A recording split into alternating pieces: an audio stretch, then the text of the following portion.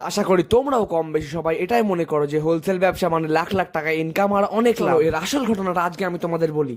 So hello guys, নমস্কার, আসসালামু আলাইকুম। আমার নাম রামিজ বিশ্বাস, আমার ব্যবসার নাম আর বিস্টোর অফিসিয়াল। বেশিরভাগ মানুষের ধারণা অনুযায়ী একটা হোলসেল বিজনেস সকালে শুরুটা কিন্তু টাকা গোনা দিয়ে হয়। সকালে শুরুটা হয় দোকান গোছানো, মাল রেডি করা আর ডিসপ্লেতে নতুন রকমের মাল লাগা। হোলসেল বিজনেস করতে গেলে তোমাকে কাস্টমারকে প্রত্যেকদিন কোন নতুন না নতুন মাল দিতেই হবে। এইসব মাল তোমাদের কাছে পৌঁছে দেওয়ার আগে আমাদের কত টাকা ইনভেস্ট করতে হয় এগুলো কিন্তু কেউ দেখে। চলো এবার আসি কাস্টমারের কথায়। প্রত্যেক দিন যে অনেক কাস্টমার আসবে তারও কোনো কথা নেই। এমনও দিন যায় যেদিন কোনো কাস্টমারই আসে না। যেমন আজকে সারাদিন চুপ করে বসে থাকার পরে অনেক্ষণ পর একটা কাস্টমার আসে। বাজার ভালো হোক বা খারাপ হোক, আমরা আমাদের সমস্ত কাস্টমারদের আমাদের বেস্টটা দেওয়ার চেষ্টা করি। আর প্রোডাক্ট নেওয়ার পরে সবচেয়ে কঠিন কাজ যেটা হলো সেটা হলো বিলিং। মার্কেটের এই কম্পিটিশনের মাঝে কাস্টমারের বিলিং করতে হয় খুবই মনোযোগ। চলো এবার বলি আসল ঘটনা। হোলসেল ব্যবসা মানে শুধু লাভ না, এর সঙ্গে আছে চাপ, কম্পিটিশন, রিস্ক আর নতুন নতুন প্রোডাক্ট কেনা আর হাজার হাজার টাকা স্টক আটকে রাখা। ঠিক অনেকটা এরকমই হয় একটা হোলসেল বিজনেস। আর তোমার দোকানের নামটাও কমেন্টে লিখে দাও।